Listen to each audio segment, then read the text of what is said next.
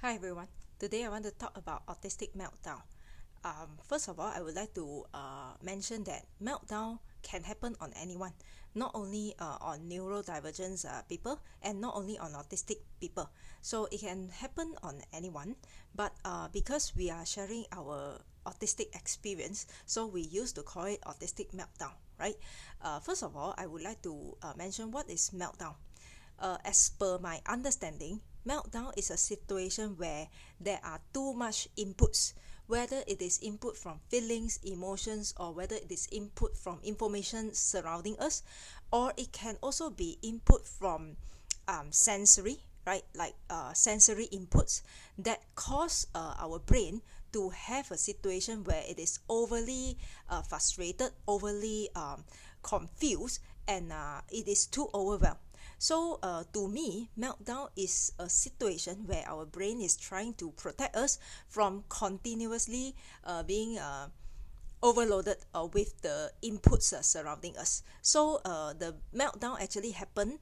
That's what I feel lah. Meltdown actually happened because my brain is trying to save me from continuously being loaded with the inputs surrounding me. So meltdown happens is because I can tentatively stop myself from receiving all the inputs and to reset my brain. That is what I think and I feel about meltdown, right? I'm not a professional and I'm not also someone from the healthcare, so I may not give the accurate information and explanation, but this is what I feel when I have meltdown. This is what I think my brain is trying to do, right? So I'm sharing this from my perspective and from my experience.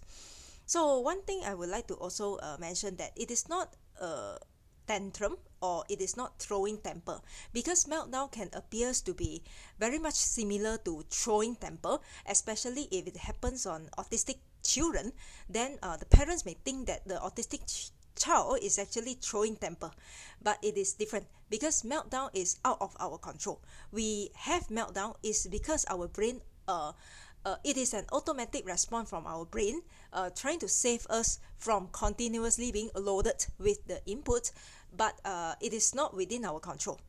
Throwing temper, however, is within our control, where we try to throw temper in order for us to achieve something. So it's totally different thing. Then having said that, what kind of presentation meltdown will have?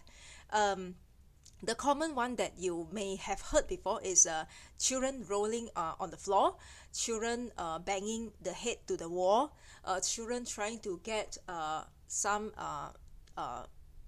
very very hurtful things to actually hurt themselves, right? Like a knife or fork or something like this to try to hurt themselves. The feeling of getting hurt is actually at that moment is actually soothing comparing to the overload caused by the input surrounding, right? And then also we have shouting, shouting, screaming, crying very badly, yeah, and running out of control in shopping malls, for example, right? So these are the typical presentations of meltdown. But for my own experience, how my meltdown actually present is very much inner, comparing to all these external, kind of presentation, where I don't shout, but I may cry, but I don't shout, I don't scream. Usually my meltdown happen in a way that I have my digestive discomfort in such a way that my throat keep on moving. I feel like I want to vomit, but it's not too much on vomiting. I know it's not vomiting, but I feel I want to vomit, and it keeps moving. It's like it's shivering, right? My throat, the muscle over there is actually shivering, and of course my hand and leg also shivering, and the whole body, the whole body of myself is actually shivering. And then I couldn't think of anything. I couldn't receive any input at all. I couldn't really answer other people's question. Even though people trying to ask me, are you okay? How can I help you? I actually cannot speak anything. I cannot give any opinions. I cannot give you any solution as well. And I feel like my brain is about to explode, right? I feel like I want to move away, take my steps and move away. If I don't escape, I will die here and I will collapse here. That's what I feel, right? During a meltdown, for my own experience. I just answered the question, how did I feel during meltdown, right? And then how did I feel after the meltdown? When I successfully escape from that setting and go to a place where I think is safe, how do I feel? The feeling will continue. The discomfort actually continue, even though it actually go down a bit because you are at a place that you feel safe. But the discomfort will continue depending on the safe place. Is it somewhere that you are familiar with? Like I give you some example. Like for example, if I visit a mall, which I frequently visit, I'm very familiar with the mall. But somehow or rather, I still get meltdown because of the overload of inputs. I will try to escape from the mall to rest at my car, to take a rest at my car. So at my car, inside my car, it is actually closed space, right? It's a closed space. I am alone in my car, or I'm with someone that I trust very much in my car, and I know I am familiar on the surrounding, right? I'm familiar with the mall. I'm familiar with my car as well. So at that situation, the feeling of discomfort may go down further. It may not resolve, and it will not resolve immediately. It will not resolve immediately, but it will go down further, and it can be resolved much sooner compared to if I'm at a situation which I'm not familiar at all. Example, we are in Malaysia. Malaysia, we have different states. I'm from Penang Island.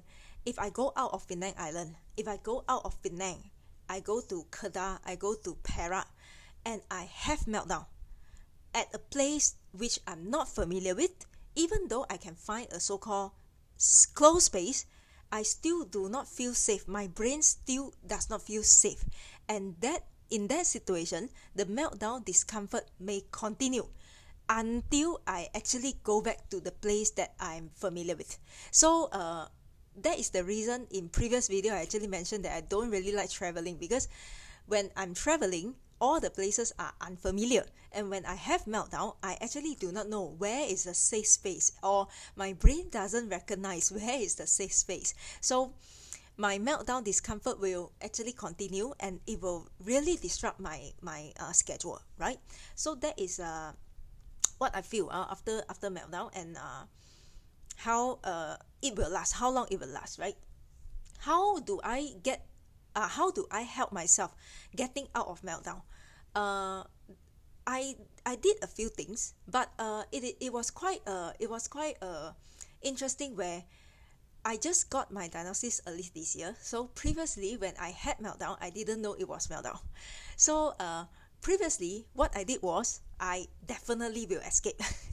I definitely will escape until I reach a place where I feel safe. And then I actually feel bad with it, because when I have meltdown, it actually, I feel, I don't know whether it really happens, but I feel I affect other people. So I feel like I am ruining something which is good. Like for example, we have gathering and so on, and I have meltdown. I think it's disrupting the gathering, and I make everyone not happy. So I feel very bad, and I feel very guilty after my meltdown actually. So previously I felt in this way. So my discomfort actually lasts quite long because of that guilty feeling. It is coupled with that guilty feeling. So that's why my discomfort actually lasts quite long. But now, because I know it is a meltdown, I actually, of course, I still try to escape, but in some situation when it is not so serious, I try to calm myself down in the way that I try to breathe very hard. I try to breathe very hard, and I try to stop all the input. I ask people around me not to talk, not to ask me anything. When I need, I will voice out. I try not to escape from the whole building. Maybe I try to escape to toilets, right? Toilets, close myself, and I will usually be in toilet for like sometimes 15 minutes, sometimes 30 minutes, just to let my thought running I don't really care what I'm thinking, but I let it run and run and run and run until everything is out. And then only I will get myself out. If I still feel discomfort, I will try to go home, right? I'll try to leave the building. Then I will put on, if I have, I'll put on the ear loop, but usually not too much of help, because the sound is not really a sensory pressure for me, but the crowd is, so I'll try to get away from the crowd, right? That's what I do now when I know it is a meltdown. Previously, when I didn't know it was a meltdown, I will definitely escape. That's the only thing I think is safe to do, and the only thing I need to do to prevent myself dying. Right? That's what I think. And then even though I escape, whether I escape or not, even though I escape from the building, I will still try to breathe really hard, really, really hard.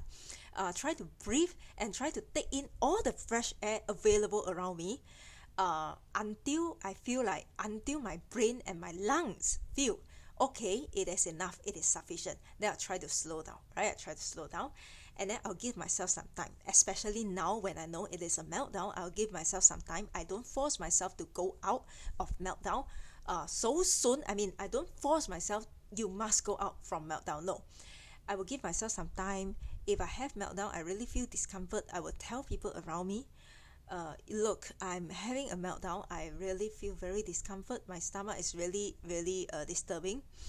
I hope I can go out of this building. Actually, sometimes, right, when you actually tell people about this, people are quite helpful.